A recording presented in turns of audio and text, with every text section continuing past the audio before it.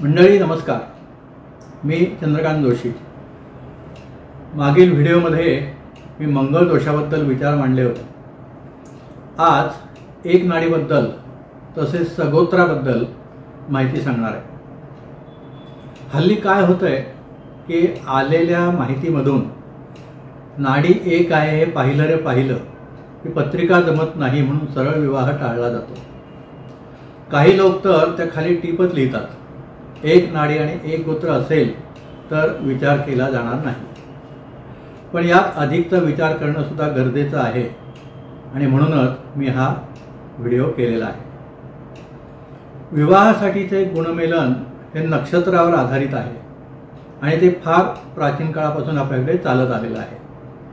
मनुष्याची शरीर प्रकृती, स्वभाव आणि गुण अवगुण कसे असतील हे नक्षत्रावरून ठरवलं गेलं आहे आणि आपण ते अनुभवतो देखील।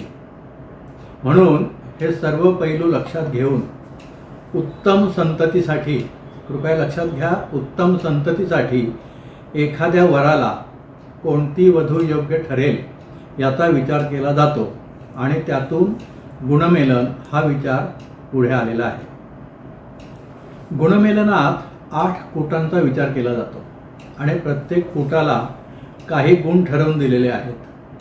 तसेच या प्रत्येक कूटाबद्दल ग्राह्य काय आणि अग्राह्य काय असे पण नियम केलेले आहेत। मी त्याबद्दल इथे जास्त माहिती देणार नाहीये, ती पंचांगात आपल्याला मिळू शकेल। वधूवरांची नक्षत्र आणि चरण पाहून एकूण 36 पैकी किती गुण येतात ते पाहिलं जातं आणि 18 किंवा त्यापेक्षा जास्त गुण आले तर पत्रिका जमते असे समजलं जातं। या 8 कूटांपैकी नाडीला सर्वात जास्त म्हणजे 8 गुण आहेत, म्हणून पत्रिका जुळण्यासाठी नाडी कूट जमणं हे महत्त्वाचं आहे। आता नाडी ऐक्याबद्दल काही नियम दिलेले आहेत, ते नियम मी असे सांगतो। पहिला नियम म्हणजे एक नाडी असल्यास तो दोष धरला जातो आणि म्हणून ते अग्राह्य समजलं जातं। याच नियमामुळं कोणताही अधिक विचार न करता एक नाडी म्हणून विवाह टाळला जातो। खरं तर वधूवर एकमेकांना पसंत असतात, बाकी गोष्टी पण जुळतात, पण केवळ एक नाडी आहे म्हणून विवाह टाळला जातो, पण हे योग्य नाही। त्याची कारणं काय ती आपण बघू। एक नाडी असू नये असं सांगितलंय, पण हा सामान्य नियम झाला। नियमाला अपवाद हे असतातच जे शास्त्रातच दिलेले आहेत, तर त्याचा आपण इथे विचार करूया। तर हे अपवाद जे आहेत ते असे, वधूवरांचं नक्षत्र एकच असेल आणि चरण भिन्न असतील, प्रत्येक नक्षत्राला 4 चरण असतात, तर ते नक्षत्र एक असेल आणि चरण भिन्न असतील तर तो एक नाडीचा दोष नाहीये।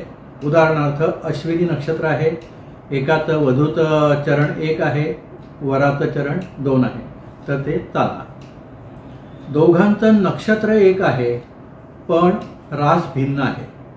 उदाहरणार्थ कृत्तिका नक्षत्र आहे, कृत्तिका नक्षत्र हे मेष राशीसाठी पण येतं आणि वृषभेसाठी येतं। कृत्तिकेचा पहिला चरण मेष राशीत येतो आणि उरलेले 3 आहेत ते वृषभेत जातात। म्हणून एक नक्षत्र भिन्न रास असेल तरी सुद्धा नाडीचा दोष मानला जात नाही। तर तिसरा नियम असा आहे, दोघांची रास एक आहे पण नक्षत्र भिन्न आहे तरी सुद्धा एक नाडी दोष मानू नये असं म्हटलेलं आहे। उदाहरणार्थ मेष रास दोघांची आहे, एकाचं नक्षत्र अश्विनी आहे, दुसऱ्याचं भरणी आहे, तर ह्या 3 गोष्टीमध्ये एक नाडी असेल तरी दोष मानला जात नाही। तर वरील गोष्टीवरून आपल्या लक्षात येईल की जर वरील बाबतीत एक नाडी ग्राह्य असेल तर आणखीही काही स्थितीमध्ये एक नाडी का चालू शकणार नाही। म्हणून बहुधा वरील गोष्टींचा निश्चित विचार करून नरपती जयचर्या स्वरोदय या ग्रंथामध्ये नाडी पादवेध कोष्टक दिलंय। हे कोष्टक हल्लीच्या पंचांगामध्ये तुम्हाला नक्की मिळेल। हे कोष्टक सर्वांच्या माहितीसाठी मी इथं देतोय। आता तुम्ही काय करायचं, जर वधूवरांची नाडी एक असेल तर फक्त दोघांचे नक्षत्र चरण या कोष्टकात शोधायचे। जर ते एकाच ओळीत असतील तर नाडीचा दोष मानायचा, अन्यथा वेगवेगळ्या ओळीमध्ये असतील तर एक नाडीचा दोष नाही। आपण या कोष्टकाचा जरूर उपयोग करा। केवळ एक नाडी आहे म्हणून विवाह टाळू नका हे सांगण्यासाठी मुद्दाम मी हा व्हिडिओ केलेला आहे। एक नाडीप्रमाणेच एक गोत्र म्हणजे सगोत्र असेल तरी सुद्धा विवाह टाळला जातो। याबाबत माझं वैयक्तिक मत असं आहे की प्रत्येक गोत्रातील मूळ पुरुषांपासून अनेक पिढ्या होऊन गेलेल्या आहेत, त्यामुळे प्रत्येक गोत्रातील गुणसूत्रांचं प्रमाण बदलत जातं किंवा कमी कमी होत जातं। म्हणून बाकी सर्व गोष्टी जर जुळत असतील तर सगोत्र विवाह करायला हरकत नाही। पण परत एकदा सांगतो, हे माझं वैयक्तिक मत आहे। सर्व पालकांना मी प्रथम सांगू इच्छितो की अलीकडे विवाह जमणं ही कठीण गोष्ट झालेली आहे। त्यामध्ये पत्रिकेतील मंगळ, एक नाडी आणि एक गोत्र याची अकारण भीती बाळगली तर उगाचच चांगली स्थळं आपल्यापासून दूर जातील। केवळ याच विचाराने आणि ज्योतिषी म्हणून मी हे 2 व्हिडिओ पोस्ट केलेले आहेत। अर्थात याचा विचार करणं हे सर्वस्वी आपल्यावर अवलंबून आहे, पण माझा आग्रह मात्र नक्की राहील। अजून कोणत्या विषयावर आपण व्हिडिओ अपेक्षित करता हे जर कृपया कमेंट बॉक्समध्ये दिलं तर मी आपला आभारी होईल। आपल्याला हा व्हिडिओ कसा वाटला जरूर कळवा, लाईक करा, शेअर करा आणि चॅनलला सबस्क्राईब केलेलं नसेल तर जरूर सबस्क्राईब करा।